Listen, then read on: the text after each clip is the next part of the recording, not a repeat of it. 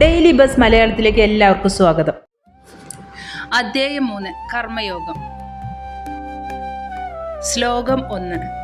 അർജുനൻ ചോദിക്കുന്നു, കൃഷ്ണ, ജ്ഞാനമാണ് നല്ലത് എന്ന് നിങ്ങൾ പറഞ്ഞപ്പോൾ ഞാൻ എന്തിനാണ് യുദ്ധം പോലുള്ള കഠിനമായ കാര്യങ്ങൾ നിർദ്ദേശിക്കുന്നത്? ശ്ലോകം 2. നിങ്ങളുടെ ഉപദേശം 2 വഴിയിലാണെന്ന് തോന്നുന്നു. എനിക്ക് ശരിക്കും നല്ലത് എന്താണെന്ന് വ്യക്തമായി പറഞ്ഞു തരൂ. ശ്ലോകം 3. ശ്രീകൃഷ്ണന്റെ മറുപടി. ഈ ലോകത്ത് 2 തരം മാർഗം കുറിച്ചിട്ടുണ്ട്. ഒന്നാമത് ജ്ഞാനയോഗം, ധ്യാനം വൈരാഗ്യം വഴി. രണ്ടാമത്തത് കർമ്മയോഗം, കർമ്മം ചെയ്തുകൊണ്ടുള്ള മാർഗം. ശ്ലോകം 4. കർമ്മം ഒഴിവാക്കിയാൽ കർമ്മഫലമില്ലായ്മ പ്രാപിക്കാനാവില്ല. പ്രവൃത്തിയിൽ നിന്ന് രക്ഷപ്പെട്ടു മാത്രം പരമപദം നേടാനാകില്ല. ശ്ലോകം 5. ഒരു നിമിഷമെങ്കിലും ആർക്കും പ്രവർത്തനം നിർത്താനാവില്ല. പ്രകൃതിയുടെ ഗുണങ്ങൾ തന്നെ എല്ലാവരെയും പ്രവർത്തിപ്പിക്കുന്നു. ശ്ലോകം 6. ഇന്ദ്രിയങ്ങളെ പുറത്തു തടഞ്ഞിട്ടും മനസ്സിൽ മോഹങ്ങൾ നിറഞ്ഞു നിൽക്കുന്നവൻ യഥാർത്ഥ യോഗിയല്ല, അവൻ കപട സന്യാസിയാണ്. ശ്ലോകം 7. മനസ്സിനെയും ഇന്ദ്രിയങ്ങളെയും നിയന്ത്രിച്ച് കർമ്മം ചെയ്യുന്നവൻ യഥാർത്ഥ കർമ്മയോഗി. ശ്ലോകം 8. നിശ്ചിതമായി കർമ്മം ചെയ്യുക. കർമ്മം ചെയ്യാത്തതിനേക്കാൾ കർമ്മം ചെയ്യുന്നതാണ് മികച്ചത്.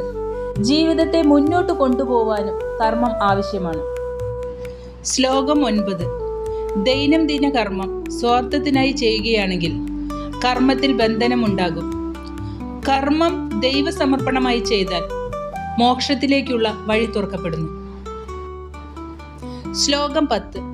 സൃഷ്ടിയുടെ ആരംഭത്തിൽ ബ്രഹ്മാവ് മനുഷ്യരെ ഉണ്ടാക്കി പറഞ്ഞു, യജ്ഞരൂപമായ പ്രവൃത്തി ചെയ്ത് ജീവിച്ചാൽ നിങ്ങളുടെ എല്ലാ അഭിലാഷങ്ങളും സാധിക്കും.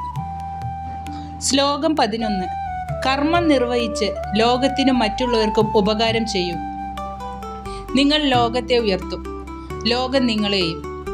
ഇങ്ങനെ പരസ്പരം ചേർന്നുയരുമ്പോൾ ശ്രേഷ്ഠമായ ഫലങ്ങൾ ലഭിക്കും.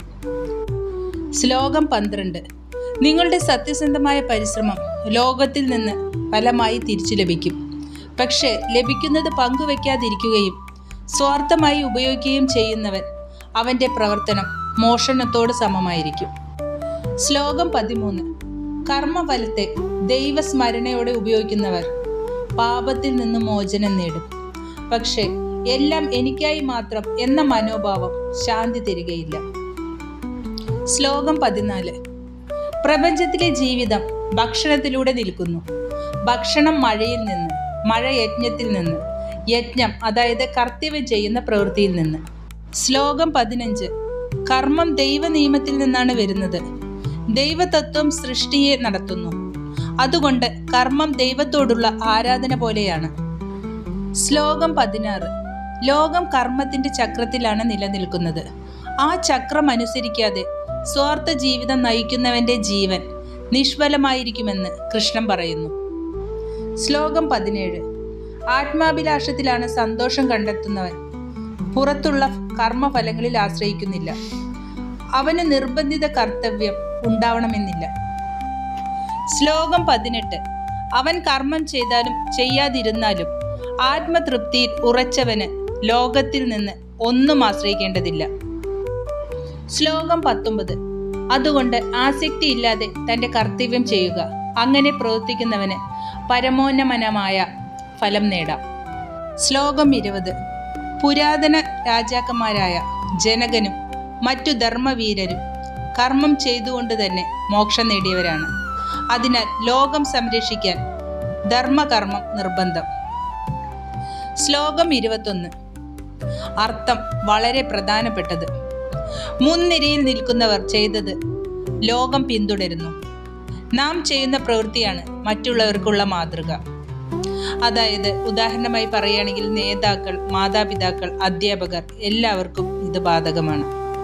ഇനി അടുത്ത വീഡിയോയിൽ ഇതിൻ്റെ തുടർച്ചയായി വരാം. ഈ വീഡിയോ നിങ്ങൾക്ക് ഇഷ്ടപ്പെട്ടാൽ ലൈക്ക് ചെയ്ത് ഷെയർ ചെയ്ത് സപ്പോർട്ട് ചെയ്യണേ. ജയ് ശ്രീകൃഷ്ണ.